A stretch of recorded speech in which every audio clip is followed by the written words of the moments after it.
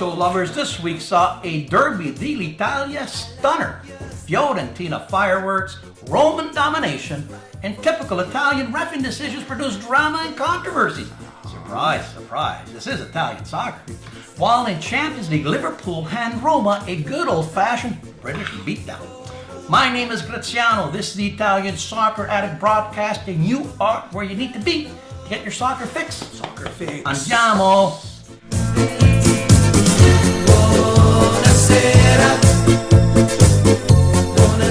Ciao amici di calcio, I'm Jim Iafolici, and I too want to welcome you to the Soccer Addict with Graz. I have a question for you, Graz. After Italian refs issued 5 red cards, what is your response to that? This is my response to Orsato. I'm giving you a red card because that was a disaster. The Derby d'Italia, with the Scudetto in Champions League qualification in play, this derby lived up to all its expectations for drama, controversy, in front of a sold-out San Siro. Keeping with the statistical trend, things started poorly and ended poor, even worse, for Inter, as red cards, bad reffing, and dubious coaching sent the fans home scratching their heads in disbelief. An early Juve goal from Sandro in the 13th was followed by an Inter red card in the 18th to Vecino. Playing with 10 men is never easy, but the Icardi tied the score in the 62nd. Then a Brazzaglia own goal gave Inter a 2-1 lead in the 65th. With 5 minutes left in the match, Spalletti made some questionable changes and bang! Inter scores an own goal in the 87th, and then Higuain, who had scored in 7 games, heads in the winner in the 89th. Unbelievable. I no believe this was a crazy match, and it was conditioned by 3 events. Number 1, Orsato using video assistant replay or VAR to determine a dangerous play, which has never been done before, never been done to date. Number 2, Orsato, after bashing Vecino, put his red cards away and didn't hand a second yellow to Piagic or a red to Barzaglia for obvious fouls. Put this aside, Spalletti's substitutions with 5 minutes to go were head-scratching to say the least, because they were up 2-1. He replaces Icardi with Santon. Santon then gets beat to the inside by Quadrado for an own goal, and then forgets to mark Higuain, who scores the winner. Wow, what a minestrone. This win keeps Juve ahead of Napoli and Inter fall out of Champions League play. Graz, are you glad Spalletti left Roma? You have no idea, that was terrible. But the red cards didn't stop there. Napoli, traveling to Florence, got a rude surprise. Last week, Ciro Koulibaly, whose header beat Juve in the 90th, becomes this week's GOAT as he gets red carded in the 6th. Wow. From hero to zero, down to 10 men and minus their best defender, Fiorentina Simeone buries a hat-trick, scoring in the 34th, the 62nd, and the 93rd to destroy Napoli 3-0 and all but kill their Scudetto chances. Koulibaly goes from Kouliba boom to Kouliba bum. Oh my gosh. And from San Gennaro to San Gennaro. Keeping with the red card theme, Roma, hosting Chievo, also saw the Romans reduced to 10 men with the red card shown to Juan Jesus. But even with 10 men, Roma managed a 4-1 victory. Patrick Schick got his second in a row in the 9th. Dzeko got the brace, scoring in the 40th and the 67th to give him 17, and El Shaarawy put in his 7th in the 65th. Responding for Chievo was that Italian guy named Inglesi. With this victory, Roma hold on to 3rd spot, which means direct Champions League qualification. Funny, an Italian guy named Inglesi. Lazio away to Torino got bad news as leading scorer Immobile limped off the field in the 14th with a hamstring problem. But lucky enough, this didn't hamstring them as Milinkovic-Savic stepped up and his header in the 56th, his 11th of the year, held up for a 1-0 Lazio victory. Lazio are now 4 points clear of Inter for the last Champions League qualification spot. And AC Milan, away to the Delhi, aka Bologna, got goals from Çalhanoğlu in the 34th and good luck guy Bonaventura in the 46 for a 2-1 victory to remain 1 point back for the last Europa qualification spot. Atalanta held on to 6th and the last European spot with a 3-1 victory over the Salamis of Genoa thanks to goals from Barro, Cristante and Ilicic.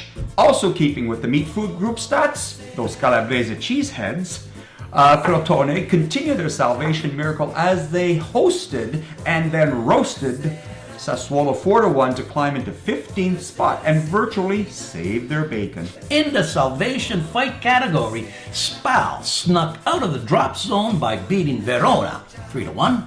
Cagliari stepped 1 point closer to relegation by losing to Sampdoria 4-1, while Udine avoided losing 12 in a row by tying Benevento 3-3 to remain 3 points clear. All right, now comes the bad part. Champions League play. Roma traveled to Anfield where Mohamed schooled Jesus. Yes, en route to a 5-2 blowout victory. Yes, Mo Salah gave Jesus the runaround, and I lay the blame for this debacle at the coach's feet. After Liverpool beat Man City at home 3-0, I don't think Di Francesco watched the film game. And if he did, he certainly didn't learn a darn thing about it. As he expected Juan Jesus playing in a 3-5-2 setup to first press high, then run back and cover more Salah. Give me a break. What the hell were you thinking? What a joke. As the 5-2 result was actually flattering for Roma. Because if Mane had found the net, this could have been a 6 or 8 goal blowout. Absolutely embarrassing. After going down 2-0 because your strategy was being burnt by over-the-top balls, did you ever consider a change? What the heck were you thinking? Okay, Graz. Wow, I think that he also got the lineup wrong. Turkish wonder kid Under may be a budding superstar, but he lacks the experience and physicality. He needs to bulk up as he gets easily dispossessed of the ball. And even pushed off the ball too. Plus, the Dzeko-Schick tandem hasn't played together enough to be a threat. They keep stepping on each other's toes. He also sat El Shaarawy and Perotti, who have experience and have scored in Champions League games and can both run and pass. Now, this was a display of poor scouting, preparation, and tactics. And to prove this point, this weekend, Liverpool at home played relegation-bound Stoke, who have given up a league-high 65 goals. If they beat Roma 4-2, this game would be an 8-0 blowout for these blokes. Salah would gate 5 against these guys. But no. Di Francesco, look at the tape. Look what they did. Stoke played a 4-man conservative, no pressure, park the bus defense, and told left-back Peterson, who's not a speed burner, to man-mark Salah. The result, a 0-0 tie. Francesco. Unfortunately, the damage has been done, and the return match won't be another remontada. The worst deal in history, Roma selling Player of the Year Salah to Liverpool, comes back to bite the Mr. Pallotta. Instead of buying new players for this team, how about you just simply stop selling the good ones we have? That's my point of view. Actually, you should apply for a coaching position over in Roma. Maybe they could invest in a VHS recorder so the coach can do some film study. The other match saw Bayern host Real and lose 2-1. Bayern Munich is not the club it used to be. This year, they saw the retirement of both Lam and Xavi, plus season-ending injuries to Müller and Vidal. Then on game day, they lose Robben and Boateng to injuries. The result wasn't a surprise. When they meet again this Tuesday, I see Real advancing with a 2-1 victory. Real Liverpool, that'll be fun. Did you know that after 5 seasons with no advertisement on their shirt, AS Roma finally landed a big fish? Qatar Airways, that last year sponsored Barcelona, signed on with Roma for 3 years worth 40 million euros plus bonuses. Now, if only they could have the same be as successful as Barcelona. And with their new stadium being built, maybe Qatar knows something that we don't. Did you know that the Inter-Juve match set a Serie A record for attendance revenue, hauling in more than 5.3 million euros in ticket sales? Too bad that the loss prompted fans to demand a refund. Never demanding a refund are Barcelona fans. Because did you know that Barcelona won its 26th La Liga crown by going undefeated the entire year? And Lionel Messi becomes the first La Liga player to score 30 plus goals in 7 consecutive years. Wow. That's it for this week. Remember to give us that famous Roman thumbs up. Subscribe so you won't miss our next video.